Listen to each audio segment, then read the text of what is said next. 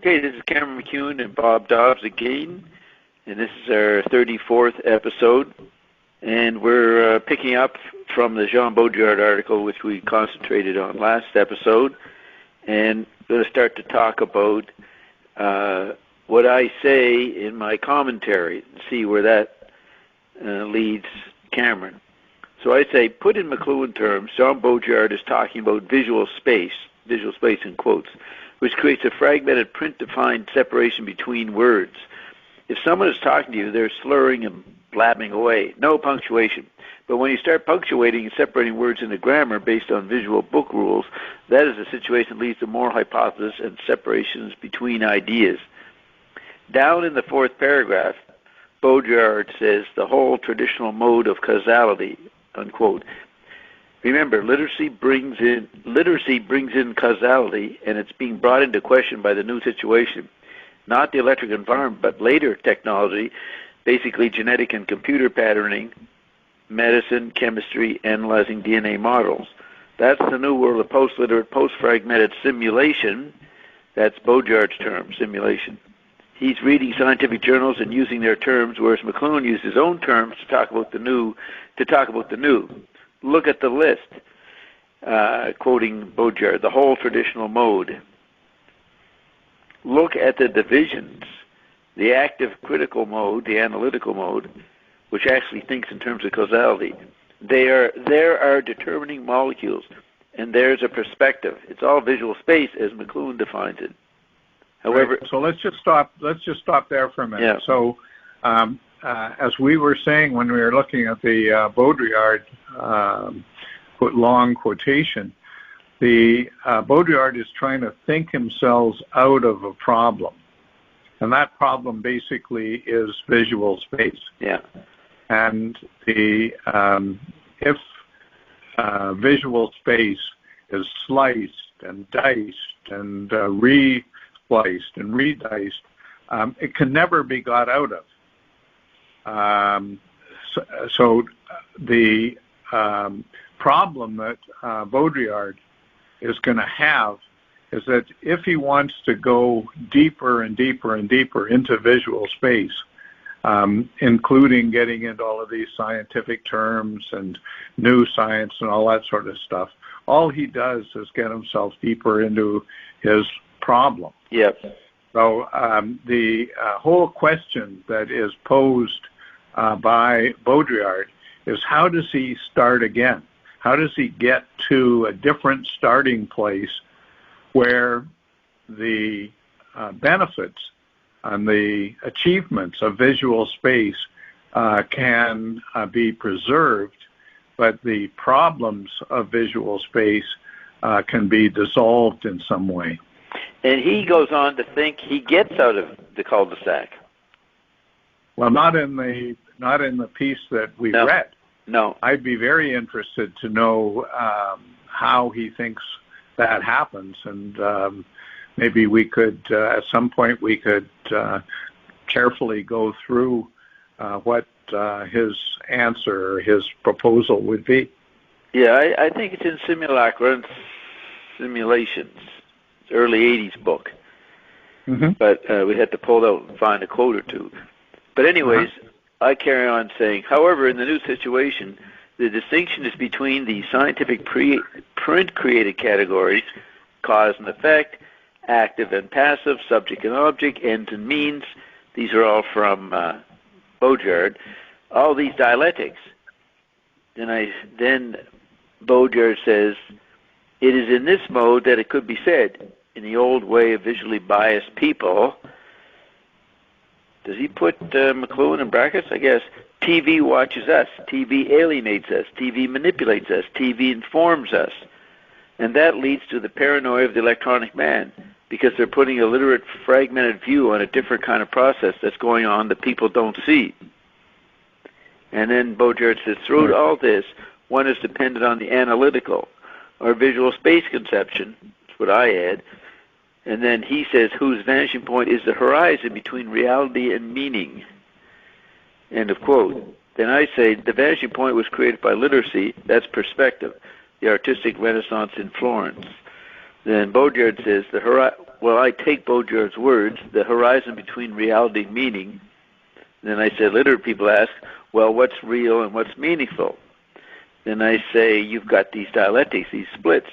Baudrillard's inventorying the split, and he's going to say, quote, none of this applies to where we are today. And that's totally McLuhan, I say. McLuhan is saying the same thing. But McLuhan is talking in the 50s and 60s, like the very first quote I offered. And Baudrillard, a younger academic in Paris, is reading science, and he's looking at the technology of genetic engineering on its own terms and seeing how it's different. Then I go say, now, back to the top. The famous book on the spectacle by Guy Debord, one of the situationists, whose newsletter in the late 60s Baudrillard had edited for these semi-beatnik guys running around doing the May 68 rebellion and other artistic performance art. They were called situationists. That whole thing that they were looking at and objecting to, society as a movie, television spectacle, was not relevant to the late 70s when the quotation above by Baudrillard is being written. Guy Debord is obsolete. That's what I think Baudrillard realizes. There was the first reality TV show in 1973. Somebody got the brainstorm, quote, let's just film this California family in their daily life, unquote. And it turned out to be a big hit. And one of the Loud's family's kids was gay, Lance Loud. He went on to become a New York scene maker in the 70s because he was made famous by this reality show about his family. And Baudrillard says, in the case of the Louds, television is no longer a spectacular medium, unquote. The Louds represent the post-spectacular because television has changed. We are no longer in the society of spectacle, which the situation is talked about in the 60s, nor are we experiencing, quote, from Baudrillard, the specific types of alienation and repression which this implied, i.e. Big Brother or imperialism. All those literate Marxist objections to capitalism or imperialism led to alienation and the idea you're being repressed, which the black people, as a meme today, are being urged to think they're subject to. That's Black Lives Matter. I'm jumping forward to that. But 40 years ago, that stopped being the case. Baudrillard is pointing out. Now, I would think McLuhan was trying to get to this point when he said satellite Earth. What was it? He called the Earth Bucky Fuller's beach ball or something, spaceship Earth, whatever. He said there's no passengers, only crew.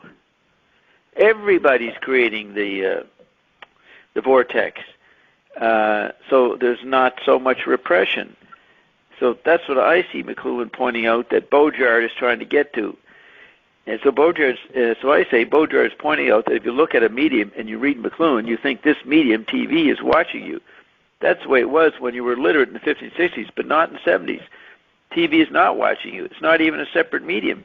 It's integrated into the flow of the global theater, where you can't tell how it's separate from another medium. Maybe I should say how it's separated from another medium.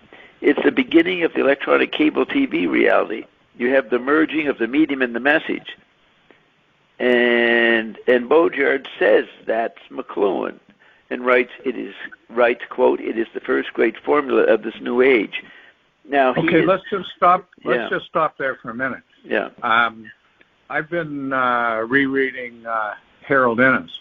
Yes. And Harold Innis, in his own sort of very Canadian, very Scottish, very practical fashion, was very concerned with ideas like this.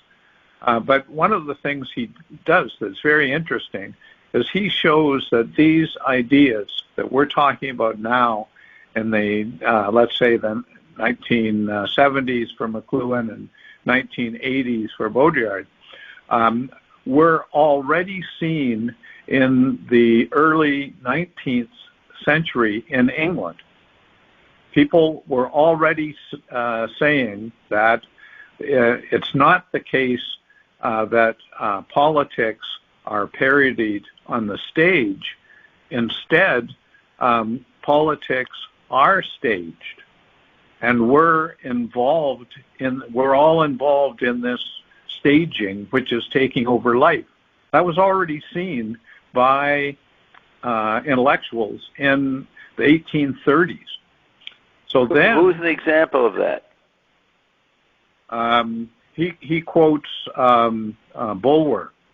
Or Lautremont? No. These are British. Innes isn't very interested in continental thought. Oh, this is Innes quoting. Is very. Innes is quoting, not McLuhan. Okay. So, yeah. This is Innes showing that, and Innes was not. First off, he died in 1952. Yeah. So he certainly wasn't aware of debates going on 20 and 30 years later. However, the issues were already before him, and they were before him in terms of what 19th century British intellectuals already saw going on in society.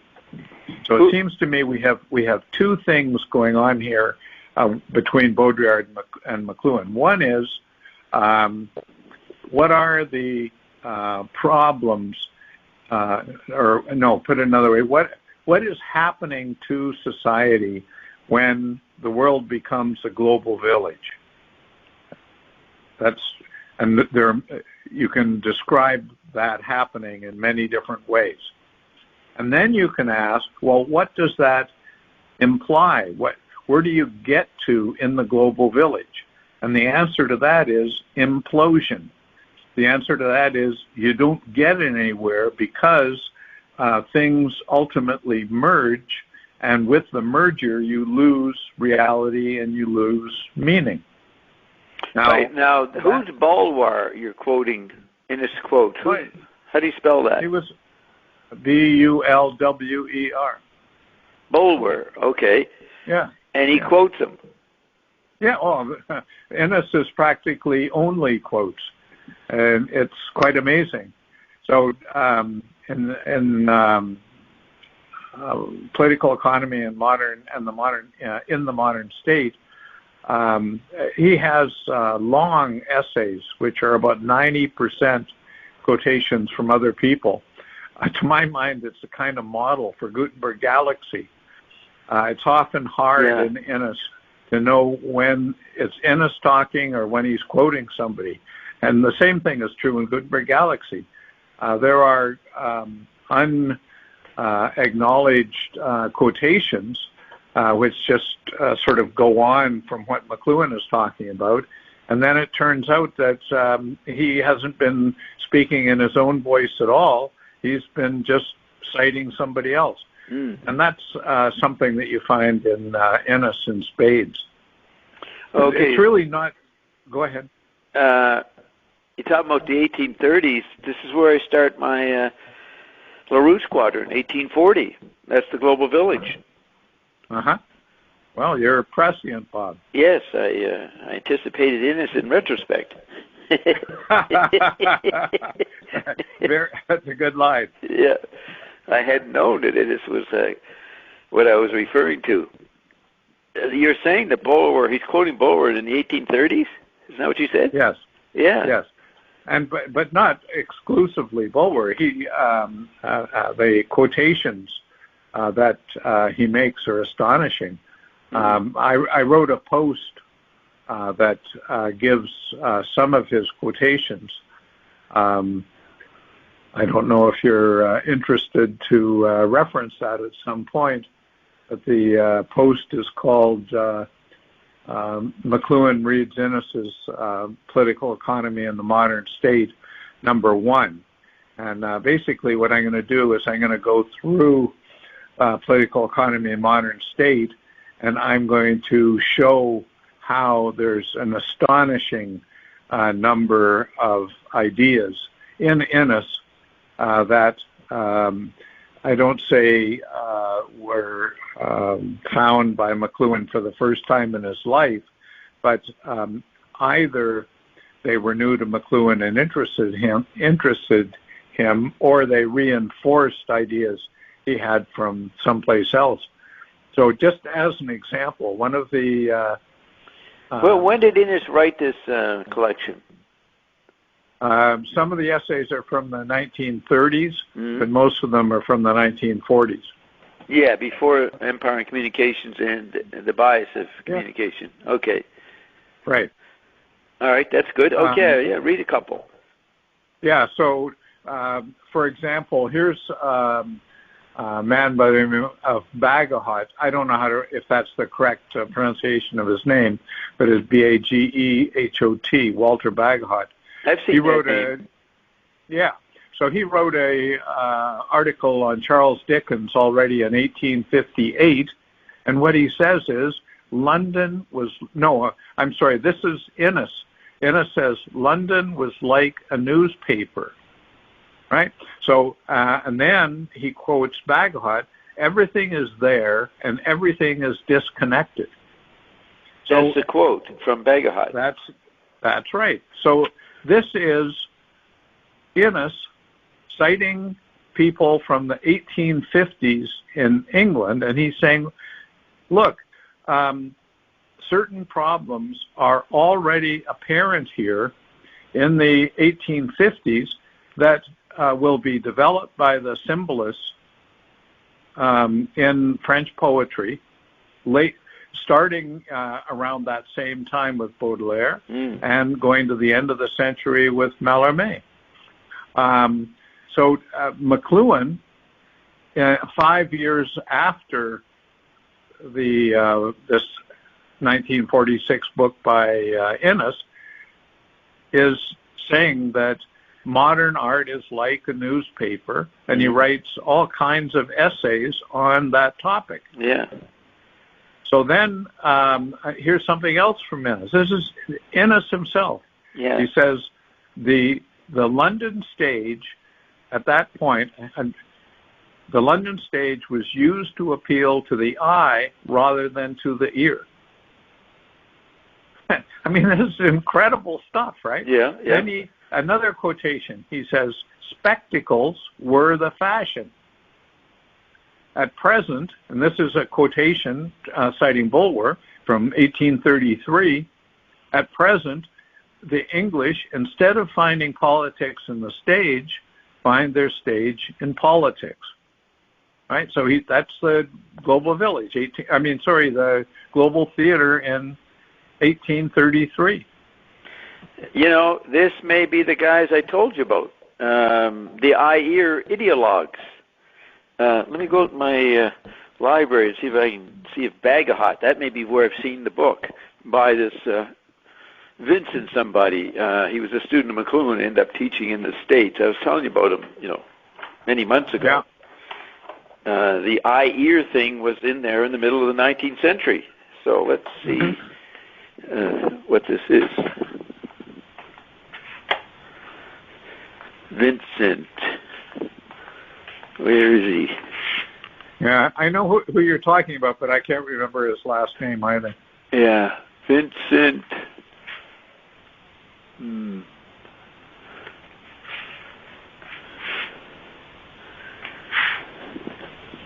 Huge library here. Huge. Vincent, come on. Where are you? Keep talking while I look. All right.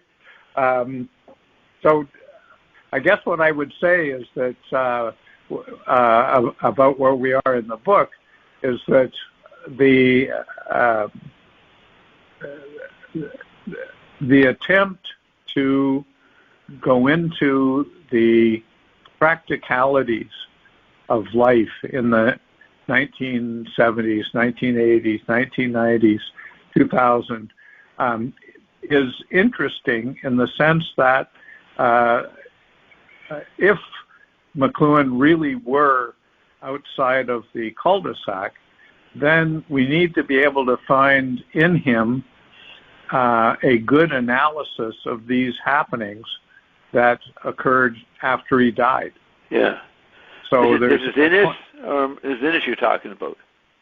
No, I'm talking, it applies to Innes, but I'm speaking specifically of McLuhan. What I'm saying is if somebody like McLuhan, or indeed somebody like Innes, had a way of looking at life, looking at reality, that was not disabled by Gutenberg perspective, then one of the tests that we need to bring to that is how that understanding can be applied to things that happened after they were dead. And I think that's one way of looking at what you're doing in the book at this point. You're following Baudrillard into practical reality after McLuhan was already passed away. Yes. The guy's name is Vincent Sherry. So I've got one book, but it's not the one I'm looking for. Sorry. Did he write stuff on the generation of the First World War? Yeah, he wrote on the men of 1914 or whatever. Yeah. So, where are these books? Don't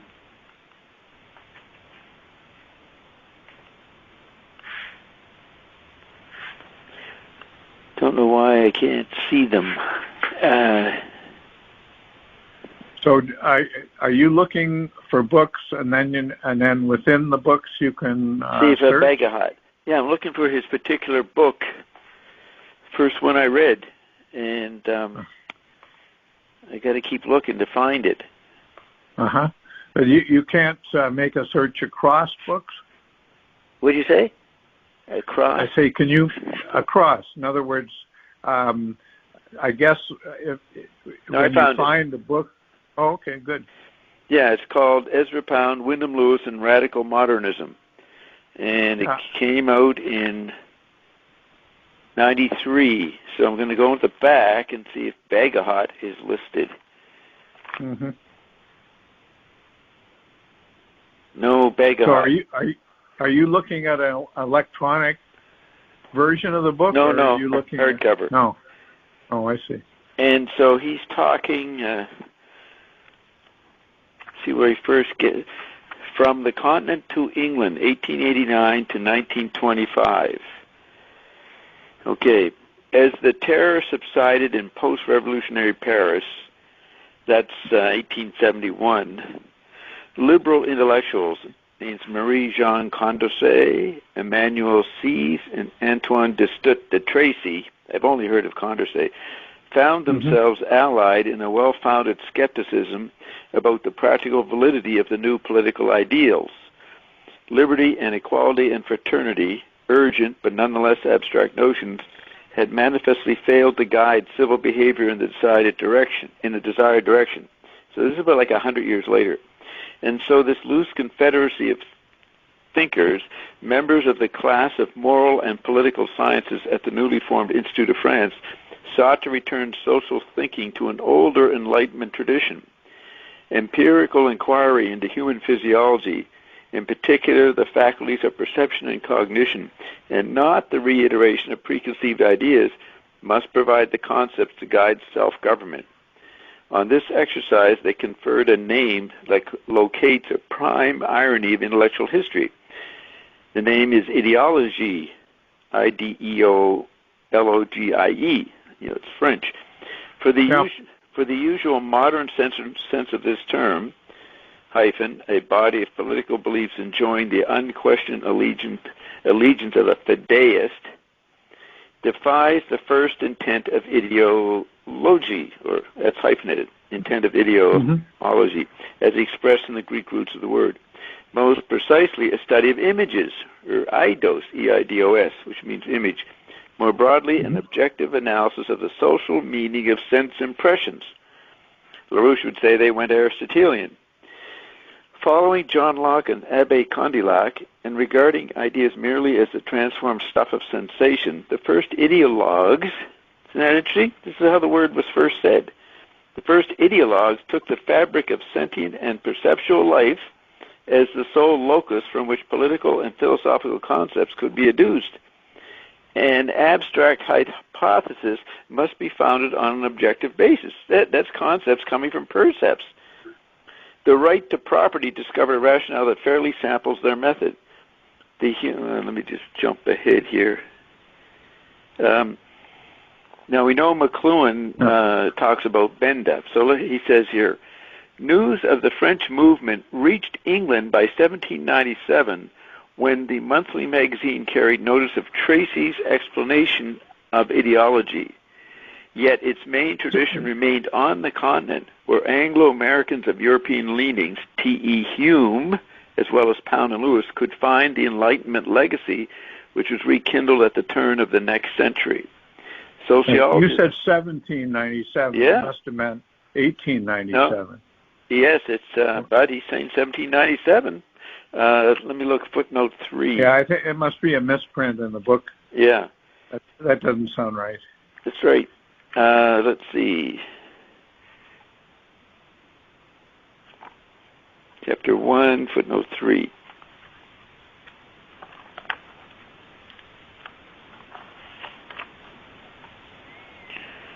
You know, he's got here monthly magazine, 3rd of April, 1797. Doesn't seem to be that early. That was immediately after the French Revolution. Yeah. Well, so he may be saying that the English got the news of the revolution. No, certainly. I mean, the English knew about the French Revolution very, very quickly. That was not a problem. But the idea that the ideologues are going back to the previous century, which is what you were reading about, maybe that's what he's talking about. Maybe that's the news that came to people like Hume. Yeah, because he's quoting Tracy from 1817. So, yeah, there's a little screw up here. I'm seeing it, I thought it was more in the 1850s when this became popular. But, anyways, he says Hume, as well as Pound and Lewis, could find the Enlightenment legacy, which was rekindled at the turn of the next century. So that's 1910. Sociologists were once again addressing the material basis of human sensibility, as were aestheticians like René Gourmont and Benda. The tradition they were extending, however, had complicated itself during the preceding century. While the original ideologues belonged to a progressive intelligentsia, eager to consolidate revolutionary gains by proving egalitarian ideas empirically, so maybe 1797, their scientific approach played into the reactionary hands of Henri Saint-Simon and Auguste Comte in the mid-19th century. So now he's jumped 50 years. The earlier emphasis on common physiology was shifting to stress on variable human nature to describe an ideally hierarchical, organic social order, a natural elite. Heirs to this double tradition, the modern critics of literature and painting align their sensations with various social creeds, opposite political testaments. As such, the Europeans demonstrate not only the flexibility of a living tradition, but the free, open-ended, essentially inductive character of their method. Their civics varied according to the different laws they saw evidence in the human senses. Now, most attempts to return social precepts to the ways of the Soma, Terry Eagleton, he's a 70s guy, argues forcefully in the ideology of the aesthetic, represent an enterprise designed to ratify the concepts of the existing political order. Okay, so remember how McLuhan talked about theater lips? He's mentioned here. In romantic and post-romantic poetics, no experience figures more largely than the act of empathy. From the landscape conventions of the late 18th century through the dramatic monologues of the Victorians, a primary motive and goal for poet and reader is to achieve union with the aesthetic object. Modern commentators tend to present this feeling of identification as a strictly physiological moment in a kind of descriptive mechanics. Warringer, who McLuhan talked about, quote, "To enjoy aesthetically means to enjoy myself in a sensuous object diverse from myself." Warringer argues in Abstraction and Empathy, "To empathize myself into it." The mainspring of his projection lies in his inner vitalist core. This energy, called, quote, "life, inner working striving" by his forerunner, Theodor Lips, wells up and its surge carries its possessor into a feeling of contact with nature or objects close by. Thus, the percipient may flow uninhibitedly with his inner feeling of vitality, with his inner need for activity, into the cognate organic. So, this is all leading into Bergson, who gets into empathy, and that's aligned with the ear. And then you have the eye. But I'm looking for Bagahot, and he's not in here. So, Bagahot may be part of this world, though. And that's the eye-ear thing becomes, by the mid-19th century, factional. So I'm thinking that's what Bulwer or whoever you're quoting is getting it from, and Innes is getting it from. Okay? So Vincent Sherry, you might want to look into him sometime. For sure. But what's going on here, in my view, Bob, is that the 19th century, like any century, can be seen in terms of the dynamics of the relation between ear and eye, or the dynamics between form and matter. And so what I see going on here is people trying to think how these dynamics can be conceived in a way that provides access to what's going on, and especially access to how to avoid extremes in society and how to maintain ideals in society. Yeah. And so people start in France, let's say. First, there is an extreme emphasis on ideas, fraternity and equality, for example. And now these people in 1870, after the experience of the 19th century before them, say, well, look, this concentration on ideas didn't lead to stability at all. Yeah. It led to first too much emphasis on revolution, then too much emphasis on stability, and it really never got us anywhere. So what we have to do is we have to try to bring ideas into relation with soma, with the body. Yeah. And so the analysis is, well, there was too much Platonism, we need more Aristotelianism. Yeah. But the problem that's going on here, and one that we all saw in Baudrillard, is that no matter how you play with these oppositions, all you do is get more firmly entrenched in them. And so the big question is, how do we get into a place where we can more or less look back on these oppositions, or at least not be trapped by them, and that this ideal in relationship to the oppositions becomes a kind of motor to modern intellectual history.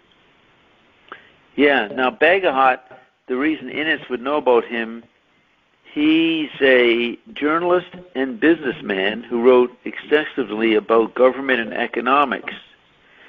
Okay? So, says that he wrote a book in 1872 called Physics and Politics, in which he examines how civilizations sustain themselves, arguing that in their earliest phase, civilizations are very much in opposition to the values of modern liberalism, insofar as they are sustained by conformism and military success. But once they are secured, it is possible for them to mature into systems which allow for greater diversity and freedom. His viewpoint was based on a distinction between the qualities of an accomplished man and those of a rude man, which he considered the result of iterative inheritances by which the nervous organization of the individual became increasingly refined through generation. He regarded this distinction as a moral achievement, whereby through the action of the will, this accomplished elite was able to morally differentiate themselves from rude men by hereditary drill. Mm-hmm. Notice, number one, that's at the same time as the French people were looking for some sort of connection between ideas and the body, and he seems to be talking about the same thing. Yeah. Doesn't come to the same conclusions. But I think what you may be talking about here is not the Bulwer that Innes was quoting from 1833, but his son. No, this is Bagehot. I'm quoting Bagehot. Oh, I'm sorry. I thought it was Bagehot. Oh, okay, Bagehot, yeah. Walter Bagehot. Right. So now if I put in Bulwer, let's see what they say about him.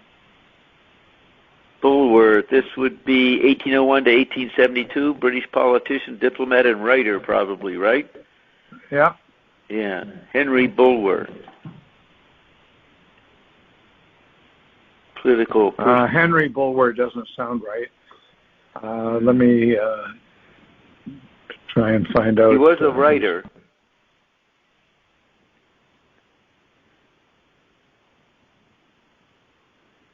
British politician, English physician and writer, John Bolt. No, that's 1606.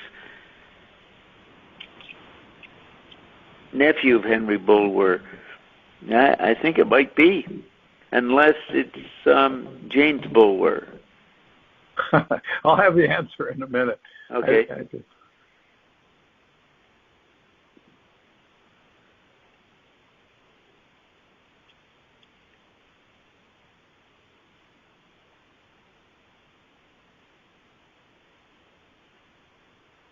His name was Edward Lytton Bulwer. Lytton is spelled Lytton. Yeah, that's Edward, this guy.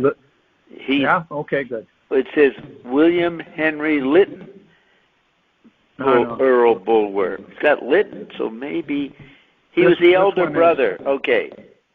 Bulwer, Edward Bulwer Lytton, is the brother of the guy I'm talking about. So good. I'll click on that guy. He was a writer and politician, too. Now, let's see what they say about his ideas. Yeah, the Bulwer family was active throughout the 19th century in England, and if memory serves, the last one was involved in a very scandalous life with, I can't remember if he had several wives at the same time, but... would that be Edward? No. This is 2 or 3 generations later. This guy is quite encyclopedic. So Edward, he began in 1820 with a book of poems. He wrote in a variety of genres, including historical fiction, mystery, romance, the occult, and science fiction. Yeah. He financed his extravagant way of life with a varied and prolific literary output, sometimes publishing anonymously. So, pretty interesting character. Yep. Innes quotes from a book called England and the English. He quotes a lot from it. And one amazing quotation from Bulwer in 1833 is the following. He says, "The magic of Gutenberg conjured a wide chasm between the past and future history of mankind. The people on one side of the gulf are not the same people as on the other side." Wow, now that's incredible, right? Yes, and I know who this Bulwer Lytton is. He's in the conspiracy literature. Listen to this. He wrote many articles and many other works, including Vril, V-R-I-L, The Power of the Coming Race, 1871, which drew heavily on his interest in the occult and contributed to the early growth of the science fiction genre. Its story of a subterranean race waiting to reclaim the surface of the Earth is an early science fiction theme. The book popularized the hollow Earth theory and may have inspired Nazi mysticism. His term vril lent its name to Bovril meat extract. The book was also the theme of a fundraising event held at the Royal Albert Hall in 1891, the Vrilya Bazaar and Fete. Vril has been adopted by theosophists and occultists since the 1870s and became closely associated with the ideas of an esoteric neo-Nazism after 1945. That's pretty interesting. That's the kind of guy McLuhan would be interested in. And it's interesting that Innes is. Says that... Yes, but Innes is interested in a different aspect. But I'm not sure that these are the same Bulwer. It is. This is Bulwer Lytton. This is you said Lytton. That's his name. Yeah, but is his name is his last name Bulwer Lytton? If it is, yeah, that's a different. This guy, the guy that Innes is quoting, is Edward Lytton Bulwer. Now, as I said, this family was a large family, was very influential among intellectuals and politicians throughout the 19th century. Now, if there was a Bulwer Lytton, that could very well be somebody who was emphasizing a connection with the Lytton and Bulwer families, but is not the same person as Edward Lytton Bulwer. And Lytton is the middle name, not part of the last name of the guy that Innes is quoting. Okay, so there's a Edward Bulwer Lytton, not hyphenated, in the he was created. He had died in 1870. He died, married in 1827. What did he do? It's kind of more obscure. Edward Bulwer Lytton, and you're saying that your guy is Edward Lytton Bulwer, but not hyphenated. Correct. Not hyphenated. No. Well, but remember that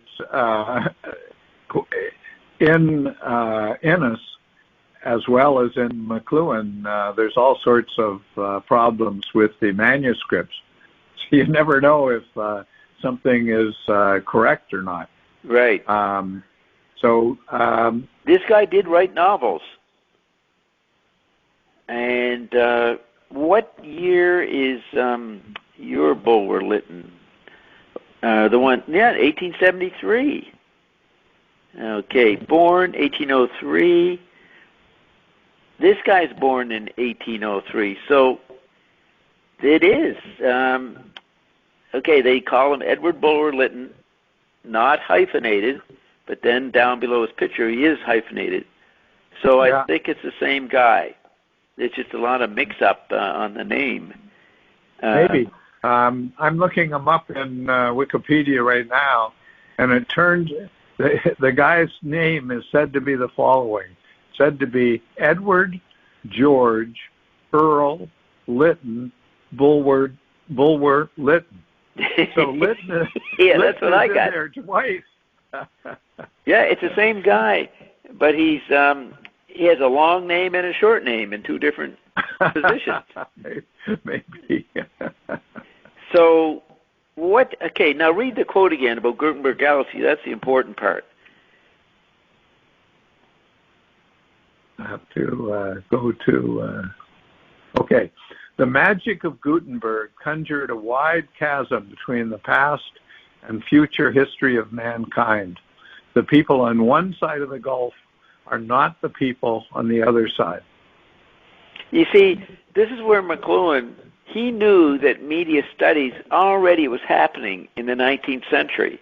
And that's why he said, I'm applied Joyce. I'm not coming up with anything new. I'm saying this is what we didn't notice, that the science of media ecology had shown up, and the men in 1914 were bouncing off it, but I have a perspective of later, and I can apply it. I can complete it. See, so this is important to understand how much, as Vincent Sherry's book shows, that this eye-ear sensory battle goes on in the 19th century, which nobody knows about. In the McLuhan world, anyways. That McLuhan didn't make this up. He came out of an obscure tradition. Yeah, but it's a tradition that is not sort of one current. It's multiple currents. Yeah. So in especially Catholic theology, there was especially in the Middle Ages, and I don't know where the Middle Ages got it from. There's probably research out there that has looked into this, but the whole idea of the common sense and how the senses relate to each other is already in the anima of Aristotle, and was taken up in very detailed commentaries on Aristotle by the scholastics in the Middle Ages. So there's this whole tradition from Aristotle that probably relates to Aristotle's attempts to sort of capture the sense of Plato and to bring it forward in new ways, which then leaves an imprint on the whole civilization. So what these people are doing with the eye and the ear in the 19th century in France, and then what McLuhan is doing with the eye and the ear later, a century later, basically is going back to Plato and Aristotle and saying, how are we to, first of all, understand what was at stake 2,500 years ago, and then understand how that might be applied today. And in wondering how it might be applied today, we have to understand how it got screwed up or how it got forgotten or overlooked in all of these years. So yeah, let me say this: the Coleridge says people are either Platonists or Aristotelians. Now, this is the effect of the phonetic alphabet. You can go abstract, which is Plato's ideas, or then you can balance off the hyper-abstraction of Plato to someone like Aristotle and move back to the senses. So you got Correct. The battle with the senses, or you could say the mind-body split comes in with the phonetic alphabet. That's schizophrenia. Yes. That's split. And it's always the same all the way through. Then it's intensified with the printing press, and then the electric age confuses everybody. Correct. New tactility. Correct. That's the bigger arc here. So the new tactility is a kind of reference back to Plato and Aristotle. Yeah. What it's saying is the essential connection that was always the motor of the any considerations or applications of these splits for 2,500 years. This motor was already at stake back between Plato and Aristotle, and we have to recapture that. And part of the recapturing is understanding its deformities. Right, and also Aeschylus and theater. The theater dramatized the eye versus ear in another way. Yes, in the interplay between the chorus and the protagonist. Yeah, or the individual and the collective. That comes in with writing. It's not a problem in pre-literate societies. Everybody's just part of the Borg, the acoustic tactile Borg of Aboriginal. But remember, when we're talking in linear terms like this, what we're trying to do is we're trying to get a handle on something that is not linear. Yeah, we're trying to drop the terms once we've mastered them. Yes, absolutely. Yeah, that's why Aristotle. That's why Wittgenstein, for example, in the Tractatus, says that what we're trying to do is climb a ladder and then get rid of the ladder. Yeah. Okay, so we see where McLuhan doesn't get out of the cul-de-sac. How do we not repeat that? We climb the ladder and then get rid of the ladder. I think McLuhan does. I think McLuhan does get out of the cul-de-sac. But he can't communicate it. Correct. But that's exactly the problem of civilization. There are many people have not been captured by the cul-de-sac, but they were unable to specify it in such a way that it was communicated. So in modern times, what we have is a problem of communication. And it's a problem of communication in two different ways. One is the problem of tactility, which is communication. Yeah. The communication that is between all things and makes all things possible. There's that sort of communication. And then there's the communication of that communication. And what we have in modern times is a failure of both. The tactility is collapsing, imploding on itself, and it's imploding on itself because we've lost the ability to communicate about it.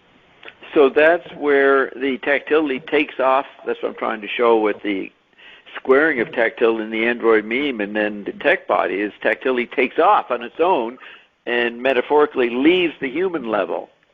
And correct. We're trying correct. to communicate that situation, which yes. really is... And what's interesting about your formulation is that tactility squared, in the sense that it can be taken over by the android meme, is actually the loss of tactility. Yep. Because tactility is not something that can be taken over. It's what first makes taking over possible, right? So it's a mistake in time, you could say. Yeah. It takes something as secondary, which is in fact primary. Right. And you know what? Spelling out what I did in a linear way, sort of, needs to be said to lead to our conversation where we can talk, which is better than writing, the problem and almost talk ourselves out of it, out of the cul-de-sac, by stating the problem very clearly, and it includes artificial intelligence, or AI.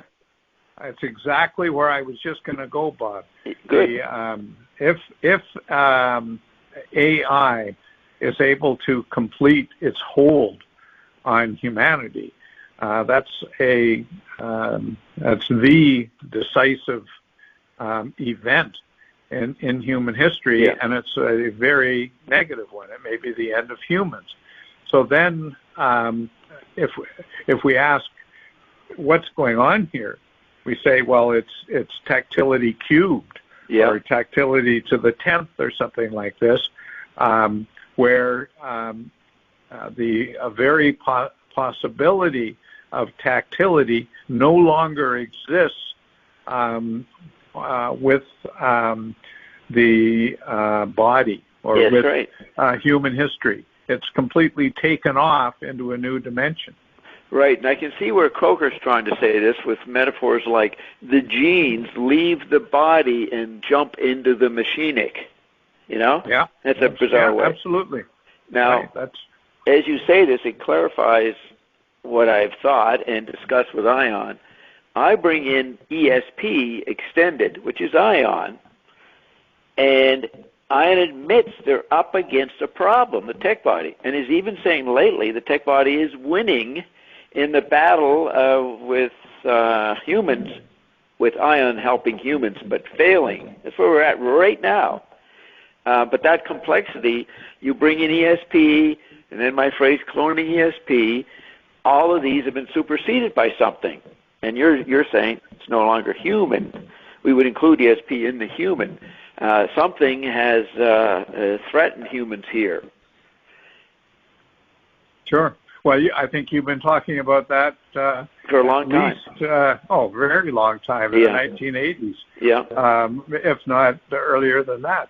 And I think McLuhan was too, with titles in the 50s like is Electronics ESP. Remember that essay? And sure. Verbi Vocal Visual. ESP was always lurking in there. He would stick it in here and there, you know? And that was maybe another term for tactility for him. Well, I don't know about that. I think that your use of ESP as you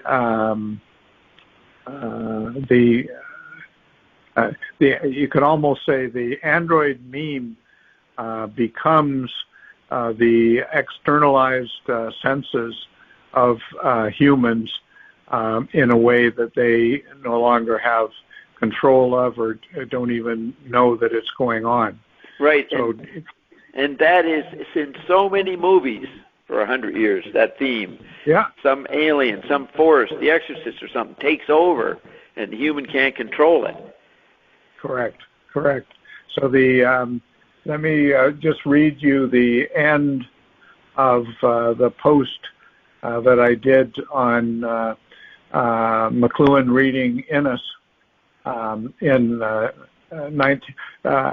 this would be Innes's book of essays from the 1930s and 40s, which was published in 1946, which was the year that McLuhan went to the University of Toronto and stayed there. Yeah.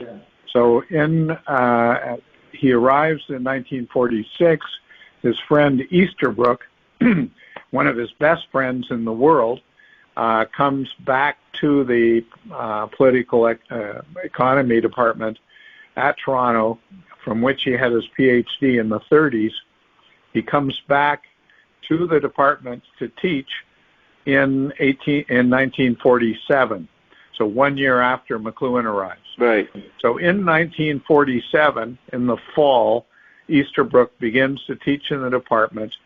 His advisor had been Innes. Innes had seen to the publication of Easterbrook's thesis by University of Toronto Press, had written a foreword to the book, and was an increasingly close friend with Easterbrook when Easterbrook came back. That's going to be a big influence on McLuhan, and his best buddy is already involved with him. That's a pretty tight circle there. Absolutely. So the McLuhan gets introduced to Innes in 1947 or 1948. I think it was probably 1948, but for by sure, Easterbrook. By Easterbrook, that's right. And Easterbrook then begins giving articles and writings of McLuhan to Innes, and articles and books and writings of Innes to McLuhan. How do you know that? Where's that recorded? Well, I show in posts how we know, for example, that Innes was a huge influence on McLuhan. Right. You're asking, how do we know that Innes was reading McLuhan, right? Yeah, or that Easterbrook was giving them stuff. The go-between. Where is there anything stated? Is that your hypothesis, or where is that stated? Well, no, I show in various posts that must have been the case. For example, how did Innes get interested in Lewis? Was that just out of the blue, or did he have the 1943 or 44 Lewis article by McLuhan? Yeah, that's right. And then there was a proposal that McLuhan did for the University of Chicago. Yeah. And Innes virtually quotes some of the proposals of McLuhan, which were made in 1946. Innes virtually quotes those in a lecture that he made at Oxford in 1948. Where do you see that where is that lecture? Where do you read it? Well, it's published. It's published. Bob, I can send you all kinds of references to posts in my blog that discuss this stuff and demonstrate this stuff. In our conversation, I think we have to take a higher level and say that there does appear to have been this exchange between the two of them, and that McLuhan would have seen this progress in the 19th century that Innes was constantly talking about, where the 19th century began probably in England, probably began pretty much as a reaction to the French Revolution, and was self-conscious of the fact that there had to be a balance in English society, and in the world at large between contrasting forces. And that was the only way to have a healthy internal society and an external condition of peace. So Innes shows that... That's a general mood, you're saying, is in the 19th century. Yes. I see. Okay. The early 19th century. Yeah. So Innes's theme is, Innes wants to know how we got to a century of war, the 20th century, from a century of peace, the 19th century. And what he records is, in the 19th century, there was an increasing loss in England of the sense of balance. And that he shows that by the start of the 20th century, the sense of balance was lost, not only in internal British society, but in the external society in which England was a player. And that loss of sense of balance, according to Innes, was what led to this century of war, as he calls it. Right, and so Lewis is very aware of that. He knows there's something wrong in England, so he spends 10 years in Europe, in the knots, running around looking for something. I think as a child, he had already been sent for some education in France. Yeah. So I think Lewis had a sense that he had to find some kind of balance between the continent and England, just as he had to find the balance between, let's say, Shakespeare's time and his own time in his own writings. Yeah. So I was going to say something. What were you? Okay, Innes is trying to figure this out. That's right. And the exchange. Now, isn't it funny that McLuhan says, why does he drop this point that he's been involved with Innes for 3 years, and he's saying in 51, I read the Bias of Communication, and he's quoting my book, Mechanical Bride. And he says, I had to look into this guy. There's something theatrical there going on for some reason. Yeah. What well, I have a long post about that. When McLuhan talked about what he called meeting Innes, he had very different versions of this. So what happened was when he talked about meeting Innes at the end of his life, this was 1977 and 1978, what he did was he mixed up individual papers which were published as part of The Mechanical Bride with the publication of The Mechanical Bride itself. Mm. So what he says very late is that, here's Innes having a footnote to Mechanical Bride and the Bias of Communication, and because he did that, I went around to meet him. So, I mean, that makes zero sense. Because the Bias of Communication was able to have a footnote to the Mechanical Bride only fairly late in 1951, because the Mechanical Bride was published, I think, in March of 51, and in order to get a footnote in print in the Bias of Communication in an essay that did not have that footnote when it was originally published, in order to get that footnote in, it had to be directed by Innes late in 1951. Yeah, it's like his last entry. It's his last entry. Yeah. He stuck it in. Correct. So what that means is what McLuhan said in the late 70s about how he met Innes is senseless. And it's senseless because what he did was he mixed up reading essays of Innes in 1948, which were then included in the Bias of Communication in 1951. Yeah. And similarly, when he talks about Innes having the Mechanical Bride in his reading list for a course in communications, that's nonsense, because in order to have a reading list with the Mechanical Bride, that would have to take place late in 1951 when Innes knew he was dying. Yeah.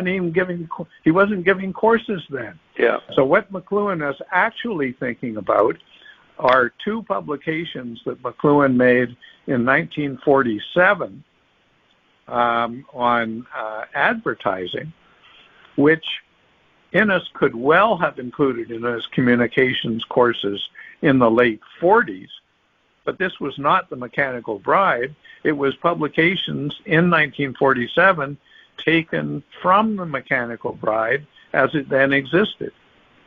Right? So, well, wait a minute. In the late 40s, as it then existed, no, it wasn't out yet. So I'm not sure what you mean. What I mean is that the Mechanical Bride went through a long editing process. Yeah. Where, in order to get the book published, McLuhan had to water it down and water it down and water it down. And he was extremely pissed off at that editorial process. Yes. And so what he continually said to people is, The Mechanical Bride is not my book from 1941. It's a watered down version of a book from 1946 or 1947. Yeah, you said 41, you meant 51. It's not from 51, it's watered down from 47, 46 and 47. Yes. Exactly. Sorry if I spoke. So what we're doing here is we're talking around the fact that by the late 1940s, along with the work that McLuhan was doing on Mallarmé, along with the work he was doing on cybernetics, along with the work he was doing on Havelock and on the Apelian form in poetry and all literature, along with all of that, he was reading all of Innes. Yeah. So either because he got independently interested in Innes after he met him, or because Easterbrook kept feeding him stuff, who knows? Yeah. I think Easterbrook was constantly going back and forth between the two of them because Easterbrook knew that there were many, many things that were common to McLuhan and Innes that the two of them needed to be aware of. And this was true even at the family level. So both McLuhan and Innes studied in the Midwest. Or I'm sorry, Easterbrook. No. Innes was out there. Innes took his PhD at the University of Chicago. Right. And he lived in Chicago for years after the First World War, sort of from, let's say, 1917 to 1919 or 1920, which is when he began to teach at the University of Toronto. So he was in Chicago. McLuhan, 20 years later, is in St. Louis. Innes marries an American woman who turns out to be a very exceptional person and works with Innes in many ways. McLuhan marries an American woman who turns out to be exceptional and works with him in many ways. Yeah. Right? Turns out to be his editor for his early works. Yes. And does all of his typing, even as she's turning out baby after baby after baby. Yeah. Both Innes and McLuhan have large families for an academic. Innes had 4 children. In 1947, the 4th child of McLuhan was born. Yeah. So there's many, many commonalities like this. Both Innes and McLuhan were fascinated by the question of the relationship between the United States and Canada. Yeah. They both had been brought up in a Baptist environment that they rebelled against, but both of them remain fascinated by the whole question of what has happened to religion in modern society. Why did it happen? How did it happen? What are the effects that it happened? So Easterbrook recognizes that there are all these commonalities, but he also recognizes that there are some big differences between the two that they should wrestle with. So the biggest question that that Easterbrook took from Innes was that the modern life is in a cul-de-sac that it cannot get out of. Innes called this the solipsism of Western civilization. So Easterbrook gets that. Yes, he gets very much. Easterbrook more or less takes that solipsism to be the outstanding fact of modern life and continues to talk about it for the rest of his life. And argues with McLuhan about it for the rest of his life. Yeah, there's a big missed opportunity. Someone should have interviewed Innes Easterbrook about the late 40s and that relationship. But correct. But probably none of the young McLuhan scholars knew at that point of Easterbrook in the middle there. That maybe, probably didn't come out till later. There's a lot of very interesting stuff. So when Innes was dying, Easterbrook became more or less his secretary and was helping Innes to write books and essays.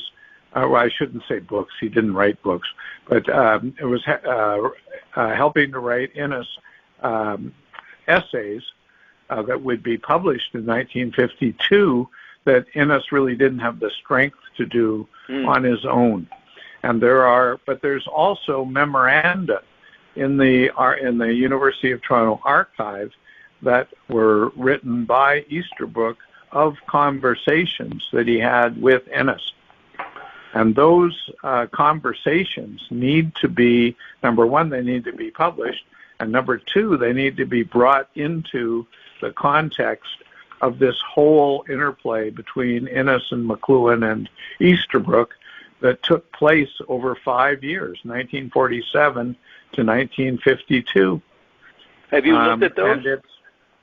No, I've never seen them. I desperately want to, but it's just sort of on my bucket list. I haven't taken the time.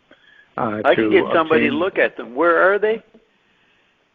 They're in the Innes papers of the University of Toronto. That's in Fort, what do you call it, Thomas Fisher, the Rare Book Library? I don't think they are. They're easy to find by doing a Google search. I don't think they're at Fisher. I think they're in the regular University of Toronto archive. Okay, well, I'm going to get a guy to look at them. Well, I'll get copies of them. It's no problem to write the archive and get them to make copies. Oh, okay. Right. So if that's of interest to you, that's something that we could, after we're finished with your book, that's something that we could go through. Yeah. I could get copies of those things, share the copies with you, and then we could sort of make a commentary on what was happening between these three guys in these 5 years. Because that was the decisive time for McLuhan, as he knew. Yeah. What I do in my blog is I call it the time of McLuhan's second conversion. Yeah. So he made his initial conversion in 1937, but that was very Gutenbergian.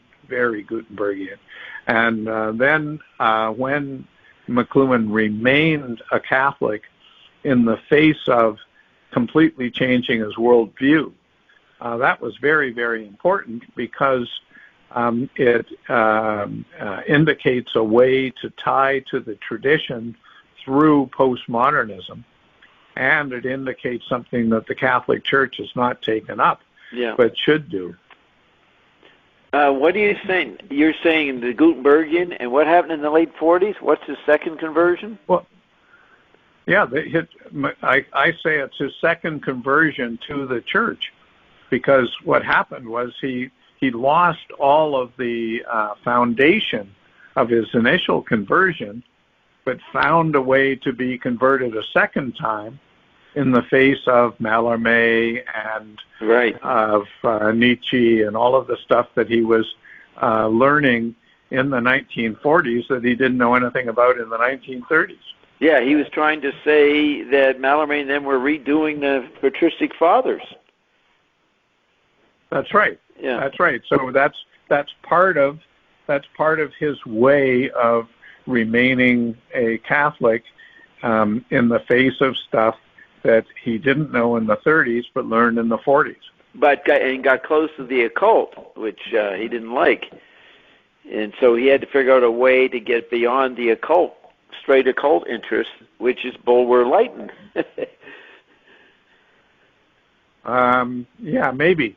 That's you're talking when you're talking about Bulwer-Lytton. That's something I know nothing about, except through quotations in Innes, which are from 1833, and you're talking about the man's production in 1870. Yeah. If we're talking about the same guy, because in the Wikipedia, when I look up what the guy wrote, it doesn't include what Innes is citing, and so then I have to wonder if it's a different guy, even a different generation. And he just says Bulwer. He doesn't say Bulwer-Lytton. That's right. That's right. But there is no Bulwer. It's hard to find the Bulwer. That's a pretty important quote. Well, remember that in England, the way names are used is very, very complicated. And Innes may have had a good understanding of this. Right. So, if somebody is Sir Eric Johnson or something like this, they're Sir Eric. They're not Sir Johnson. Right. And when people are talking within a certain class, then they don't use their hyphenated names. They have a single name, and it's a little bit like Spain in that respect, right? The Spanish have names that are used that list their mother. Those names are used only in certain circumstances, and that's dropped in most circumstances. And the same is true in England. So when Innes is talking about Bulwer, I'm not sure if this is a different guy or if he uses the part of his name that's appropriate for a certain circumstance. Okay, there's a very similar guy, matter. Politician and writer. So Henry Bulwer, he, let's see, he's 1801 to 1872. The Bulwer-Lytton is 1803 to 18-something. So it could be Henry Bulwer. He okay. So he. Now the guy that Innes is quoting is always said to be Edward Lytton Bulwer. It does say that, besides just the word Bulwer. Yes. That's weird. When he makes a full citation. Yeah. He has the guy's full name, but in the essay itself, he just calls the guy Bulwer. So look at Henry Bulwer's works: The Monarchy of the Middle Classes, France, Social, Literary, Political. Right. They were certainly interested in the Bulwer family was very active in journalism and in politics. So what you're talking about here with the French is central to what was going on in English journalism in the 19th century and to the Bulwer family, for sure. And that's the monarchy of the middle classes. That's the Gutenberg era. I'm looking for hints of the Gutenberg quote. He enjoyed 3 years in America and wished to return to Europe and was posted to Florence, Tuscany. His 2 years in Italy were largely uneventful. He went back to London. Then he went to Eastern Europe, a really well-traveled guy. even became ambassador to the Ottoman Empire. He went back to politics when he returned to England in 1868. He returned to literature after his retirement, and then got to a peerage. So that's pretty worldly. And he also was a Freemason. So it gets you, that can be the occult if you're into Freemasonry. So there's something. Got to find a little bit more about the difference between him and Bulwer-Lytton. Yeah, the whole Bulwer family is very complicated. I see that Edward Bulwer-Lytton was buried in Westminster Abbey. Yeah. So that doesn't sound like a guy that's preoccupied with the occult. Right. But maybe. I really don't know. All I know is that this guy Edward George Earl Lytton Bulwer-Lytton. Jesus, he seems to have been a very influential journalist and politician in the 19th century, and he had the same years you were just reading, 1803 to 1873. Yeah, Henry Bulwer is the brother of Edward Bulwer-Lytton. Yeah. And Henry has the names Earl Bulwer, Lytton Earl Bulwer in his fucking name. Yeah, it's pretty complicated. They're involved with each other. One guy becomes establishment politician, everything. He gets put in Westminster, and his brother becomes an occultist. And I'm pretty sure in conspiracy literature years ago, people who first started writing about the 19th century, Bulwer-Lytton is mentioned. He's quite a name in the beginning of it to create that genre of kind of Illuminati talk. Uh-huh. Yeah. Well, a guy I see here in Amazon that his collected works are 19 volumes. Wow. But the guy, that's wrote Bulwer-Lytton. A tremendous amount. Yeah. Yeah, wrote a tremendous amount. Let me just see. I'm just going to write in conspiracy theory and Bulwer-Lytton, see what happens. Mm-hmm. And this is all coming down to this very important quote. That's why we're looking at the guy. Correct. I mean, he's saying the medium changed people. He gets it. Correct. So then, but what I find surprising is if the guy that we're looking at wrote this in 1833 and was born in 1803, then he was only 30 years of age. Yeah. So Innes is quoting a guy who seems to have a great insight into Western civilization, but at the age of 30. So maybe he did, maybe he didn't. I don't know the story. I don't know the answer to that. Okay, so it says,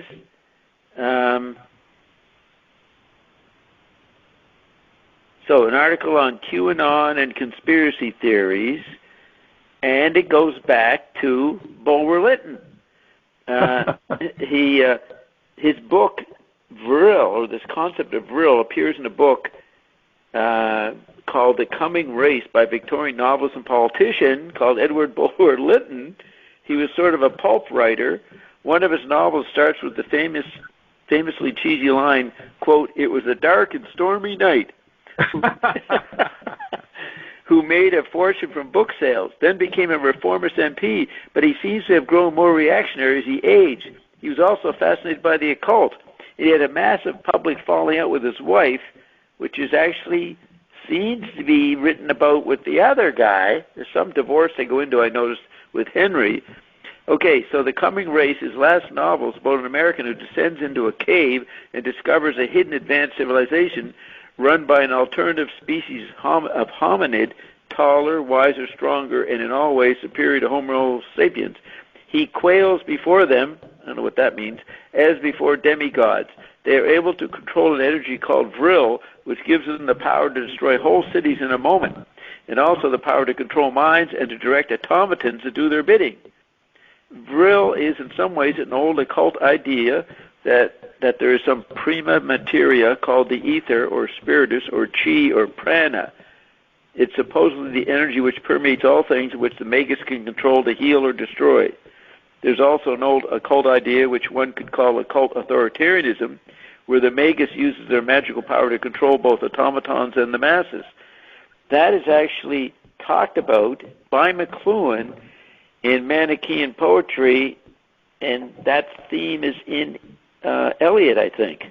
If you remember that paper, Eliot and the Manichaean Myth and Poetry talks about, I think it's a Hindu mythology that some, demigod controls the whole town or civilization.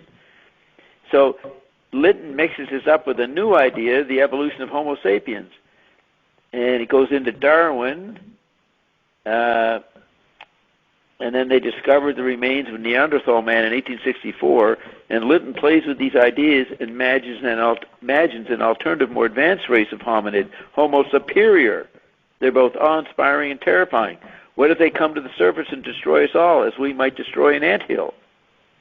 So this is, so it says, his elitist occultism appealed to other upper-class people who also felt disempowered and disgusted by the rise of mass democracy. Like W.B. Yeats, for example, says a crypto-fascist and member of the Golden Dawn, or Aldous Huxley, also into magic, also full of contempt for mass democracy. Such occult elitists felt themselves totally superior to the masses, practically different species entirely. Lytton's stories appealed to another impoverished aristocrat, Madame Blavatsky. So there it is. He's the guy that leads into the theosophical occult stuff. Right, and this is very much related to the story that I was explaining of how the English had a sense of balance and lost it. Yeah. And the story that Innes tells is what in popular thinking is thought of as sort of the rise of democracy or something like this. But for Innes, it's not the rise of democracy, it's the loss of balance. Yeah. So for the people that Innes quotes, that he thinks know what was going on, there's no difference between all power lying with the public or all power lying with the king, because both are singular. Yeah. Both are unbalanced by other considerations or other classes, or right. So when Innes talks about what happened going between the century of peace to the century of war, you have the Catholic Church and churches in general losing their power against politics. People no longer think that they need first to think about what their preacher said in a sermon last week before they think about politics. No, politics takes over. Or right. In economics, people don't have a sense of the public good that outweighs the immediate moment. Okay, so listen to this.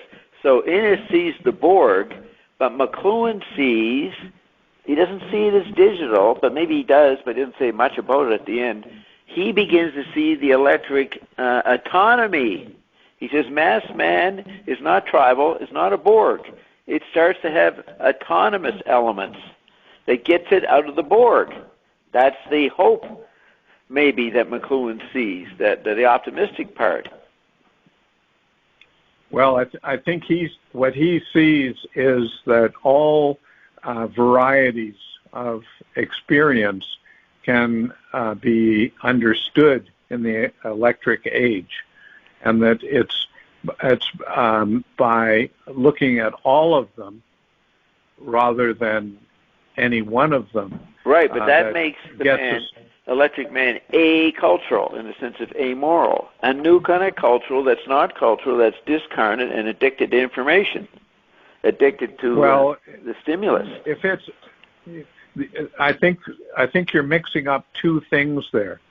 There's what McLuhan would say is the ability not to have a point of view, and then there is the discarnate, and both of them can be said to be a nobody. Yeah.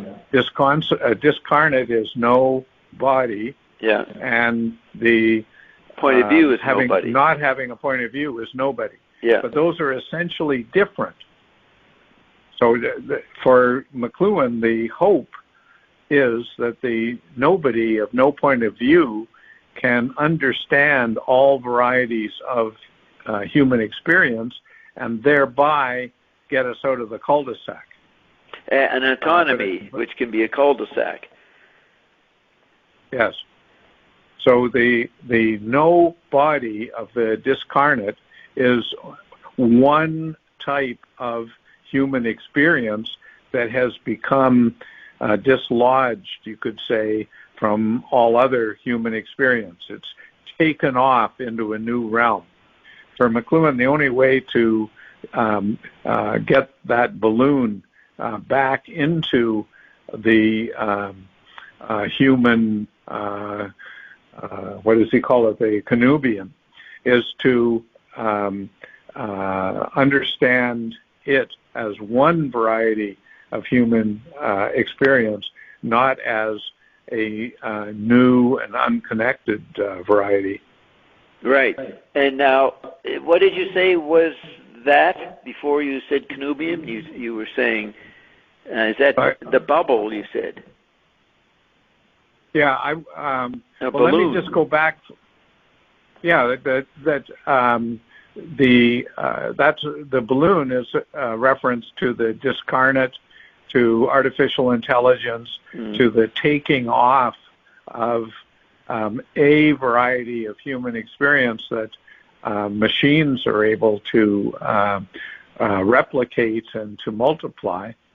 That is a kind of the end result of the cul-de-sac. And the question is, how do we get out of it? Yeah. Right. Now, but, what I want to do, Bob, is get back to the Bulwer quotation, because when I give all of it, it ties into what you were reading. Yeah, let me tell you this. I'll send you this article, How to Invent a Conspiracy. Bulwer-Lytton is the source of everything that gets into the Theosophagus, then the Aleister Crowley, then Tim Leary. The guy goes into all this stuff and brings it up to Hunter Thompson after passing through H.G. Wells and the famous book, The Morning of the Magicians. The whole... You know, the Alex Jones, the guys who worry about this conspiracy, the globalists, the Illuminati, it comes from Bulwer-Lytton. Maybe. And that was what McLuhan was interested in. That was his popular idea of the Antichrist. Right. So we've discovered something here with Bulwer. Well, let me read you the quotation, because that's about magic. That's about occult forces, the way the guy writes it. Right. But as I say, let me read the complete quotation, because the magic of Gutenberg, where he starts off, gets into some of the things that you're talking about, which are very interesting. Yeah. So he says, the magic of, and by the way, this quotation from Edward Lytton Bulwer is given in a footnote to Innes's paper. But the footnotes in Innes's paper are not notes at the end. They're given at the bottom of the page. Yeah. So this footnote is the last footnote in the essay, and because it's on the last page, it's the last words of the essay. So. And what's the essay about? The essay is, get the title of this, An Economic Approach to English Literature in the 19th Century. Wow. It's the second essay in Innes's 1946 book, remember that in McLuhan's career, he wrote his master's thesis on English literature in the 19th century, namely Meredith. So here's McLuhan. He comes to the University of Toronto. His friend Easterbrook comes to him and says, well, here's my buddy Innes, and here's his latest book, which is just published the year that you came to Toronto, and the second essay is on English literature in the 19th century, and you're a goddamn expert in that. So why don't you read this essay and see if Innes can tell you anything new that you don't know? And McLuhan. And what he says about economics is his pre-media word for media. Innes is talking about media forces there, right? He's talking about forces that are larger than media in the newspaper, television, radio sense. Yeah. But that is what McLuhan will take media to be. Yeah. So you're absolutely right. There is a connection between what Innes takes political economy to be and what McLuhan takes media to be. Right, because he talks about in Mechanical Bride that Marx hit on the medium as a message in terms of the means of production control society. Yeah. That was the crude beginning of it. And then Innes is into studying that and making it not being a Marxist, but he's looking at the same phenomenon. And then you end with this Gutenberg point, which is the major point of early McLuhan when he starts writing Pound in 52. Man, this essay, this is like McLuhan is in 46. Yeah. So let me read the Bulwer Lytton quotation here, because it gets into a lot of the stuff that you're talking about. He says, the magic of Gutenberg has conjured a wide chasm between the past and future history of mankind. The people on one side of the gulf are not the people on the other. So there's the Gutenberg galaxy for you. Right there. The physical force is no longer separated from the moral. Wait, are you reading? Are you continuing to read it? Yeah, this is the quotation, right? The people on one side of the gulf are not the people on the other. Yeah. The physical force is no longer separated from the moral. The mind has by slow degrees crept into the mighty mass. That's the public. The popular Simon has received a soul. What's the Simon? Okay? What's that word? Simon is, I looked that up and I talk about it in the post that I wrote. Simon was, I believe, an opera in the late 18th century, which took off from a story in Boccaccio. And in Boccaccio's story, Simon is a shepherd, and he comes upon a group of women washing themselves and seeing them naked. Yeah. And the story in Boccaccio is that the women had maybe a nurse or somebody who was there with them, and he wanted to befriend the women and became intoxicated by their beauty and all this stuff. And the nurse rejected his advances because he was so uncouth. Mm. So in the story of Boccaccio, he's so entranced by the women that he goes back and becomes educated, and then is able to find the women again and links up with them, and I believe becomes married to one of them, and the two of them then became prince and princess somewhere, right? So it's the popular Simon is the public, which has received a soul. So then... how do you spell Simon? C-Y-M-O-N.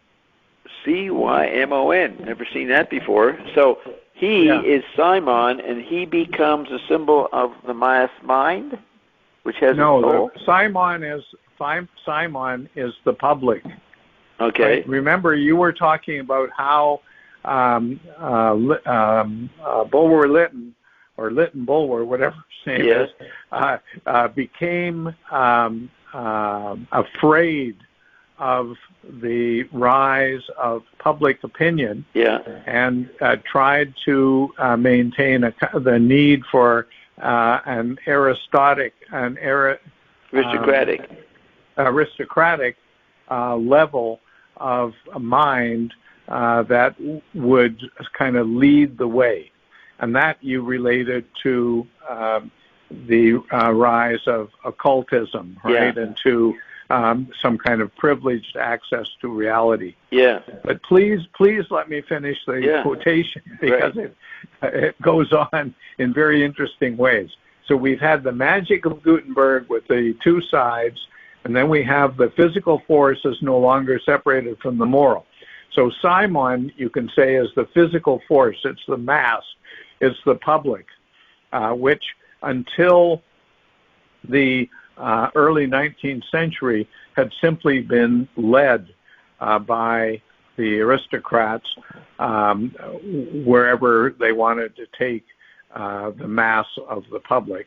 And now the mass of the public is discovering its power and represents for people like Lytton-Bulwer a new phenomenon that at once is to be feared and in some way steered in ways where its power can be, instead of threatening, can be put to use.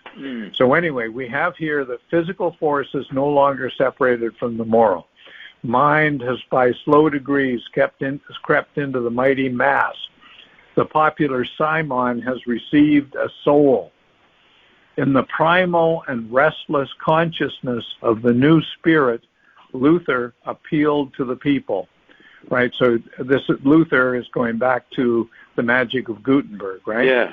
In the primal and restless consciousness of the new spirit, Luther appealed to the people.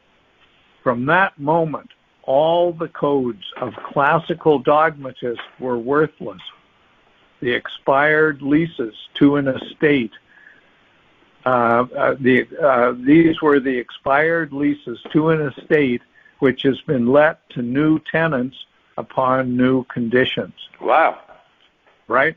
So he keeps circling around this idea of the magic of Gutenberg and the people on one side and the people on the other side, right? Yeah.